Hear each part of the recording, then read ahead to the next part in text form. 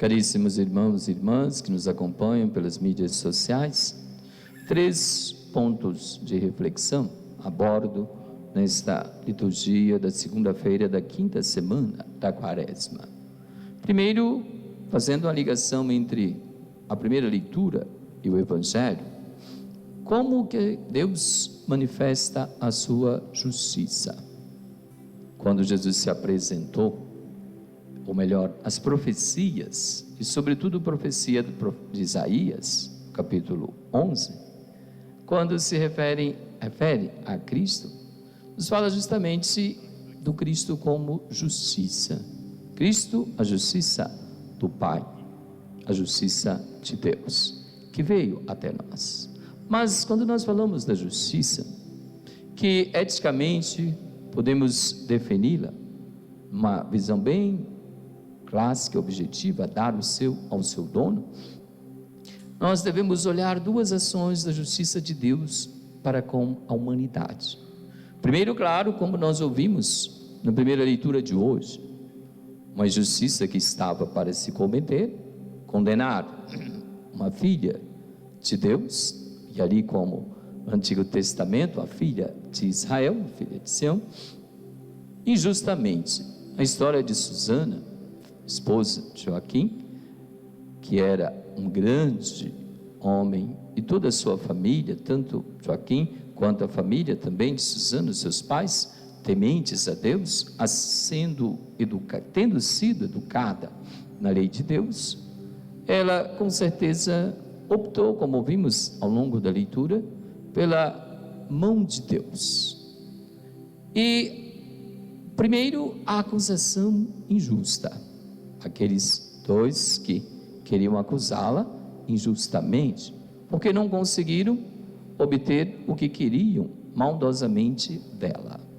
Pois quem quiser apanhar um pouco a leitura do seu conjunto, capítulo 13, do versículo 1 ao 62. Nós só lemos aqui do 40 ao 62, porque lemos 41 ao 62, a leitura toda ficaria muito grande para nós, mas a história é essa, e sobretudo, aquela que fora de fato acusada injustamente, e que preferiu seguir os ensinamentos de Deus.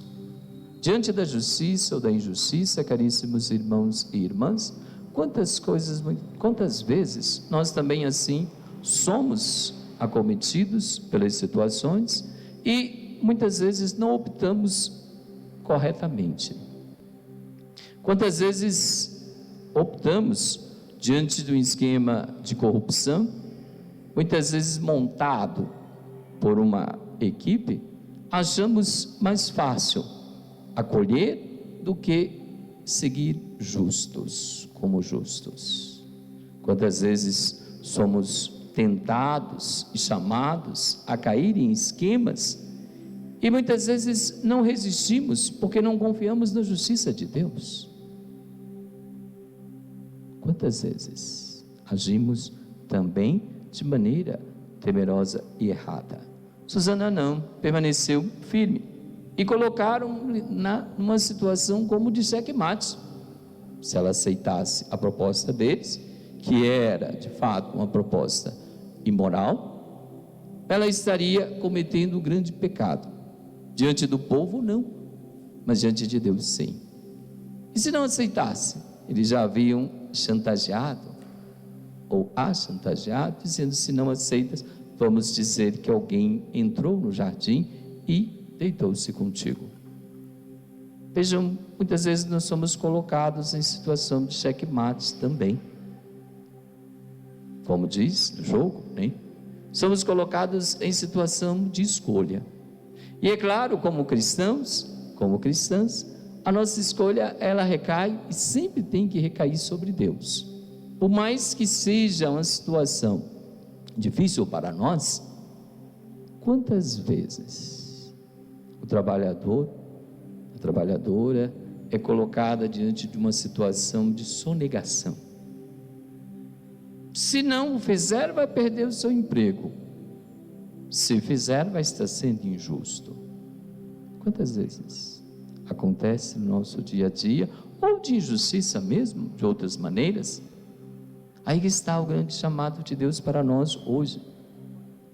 Muito nos reflete a colocação de Susana: prefiro cair nas mãos de Deus do que nas mãos dos homens. E Deus agiu suscitando Daniel como ali, profeta, ainda que adolescente, para despertar a justiça, dando de fato aquilo que ele era justo, a verdade. Então pensemos nessa primeira proposição da justiça. Deus é justo e na sua justiça ele pratica certamente a misericórdia. São Paulo, Deus nos fala através de São Paulo que devemos procurar a justiça sim, mas sem nos esquecermos da misericórdia. E no Evangelho de hoje Deus pratica a justiça.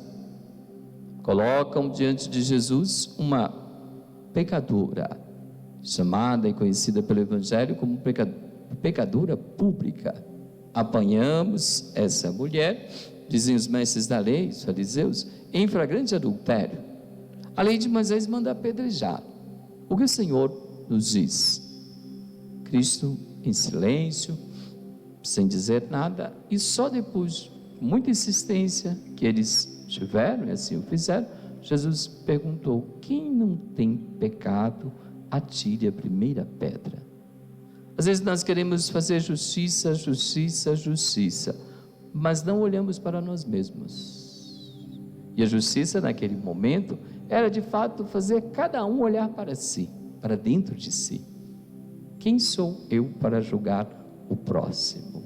Quem sou eu para quem sou eu para condenar o próximo? Claro que ela estava fazendo algo de errado. E veja que a justiça de Deus não é justiça de conivência de forma alguma, mas é a justiça da misericórdia, que traz consigo a misericórdia. O olhar misericordioso de Jesus, a ação misericordiosa de Jesus, o perdão dos pecados daquela mulher, curou-a do seu pecado, restituiu-lhe a vida verdadeira, limpou a mancha que havia nela. E vejam, os outros olharam para condenar, Jesus olhou com amor, Jesus olhou para perdoar. Quem curou? Muitas vezes nós olhamos para julgar, para condenar. E Jesus já nos disse, na outra passagem do Evangelho: não julgueis, não sereis julgados, não condeneis, não sereis condenados. O olhar do cristão é o olhar daquele que ama, verdadeiramente, profundamente. E o amor converte, o amor muda. A partir daquele momento, do perdão que Deus lhe concedeu, aquela que era dita pecadora pública, passou a ser seguidora pública de nosso Senhor Jesus Cristo. A condenação não lhe causou nenhuma conversão. O perdão lhe causou uma conversão, provocou uma conversão. Por quê? Vejam o que está implícita nessa ação de Cristo. Jesus viu nela o que nem ela via. Jesus percebeu e suscitou no coração dela quem era ela. Jesus viu e tratou-a como a imagem e semelhança de Deus. Ela se maltratava com o pecado e teve consciência de que o pecado a maltratava a partir do momento em que ela percebeu alguém que viu e a tratou-a com dignidade. Então vejam que converte. O julgamento não converte, a condenação não converte. Não estou dizendo aqui que é claro que não haja os meios necessários para tirar do convívio social quem transgride a lei. Claro, estamos falando de correções, sem dúvida alguma, mas aqui, na dimensão da fé, nós somos chamados a vivermos espalhando, comunicando a todas as pessoas, em todos os lugares, em todas as situações, o amor de Deus. Mais uma vez, o amor converte as pessoas. E, de fato, foi o que a converteu naquele momento, naquela situação. Que nós também, ao encontrarmos as pessoas abatidas e, digamos, maltratadas na vida pelos seus pecados, possamos também resgatar, ajudá-las a resgatar a sua dignidade de filhos e filhas de Deus. Um terceiro e último momento, caríssimos irmãos e irmãs, propício para esse momento em que nós estamos vivendo, de tribulações ou de prevenção, de confinamento, para que possamos de fato evitar o pior. O Salmo 22 nos dá a resposta diante de todos os sacrifícios e momentos tristes pelos quais nós passamos. Claro, quem gostaria de ficar trancafiado, entre aspas, na sua casa, isolado, sem o convívio social? Nascemos para esse convívio, sem dúvida alguma, gostamos desse convívio, mas nesse momento em que nós estamos vivendo, o certo é fazermos esse sacrifício, ainda que nos custe, e nos custa, é claro, podemos dizer. Por isso a resposta: mesmo que eu passe pelo vale tenebroso, pelas sombras da morte, nenhum mal eu temerei, porque o Senhor está comigo. É a confiança em Deus. E nesse momento, nesses instantes de tribulações, de apreensividades, que nós somos chamados de fato a mostrarmos a nossa fé e a colocarmos toda a nossa confiança em Deus, a pegarmos-nos na fé e a vivermos da fé que Deus infundiu nos nossos corações. Que assim possamos responder ao chamado de Deus diante dos momentos pelos quais nós passamos o nosso dia a dia. Louvado seja nosso Senhor Jesus Cristo. Para sempre seja louvado.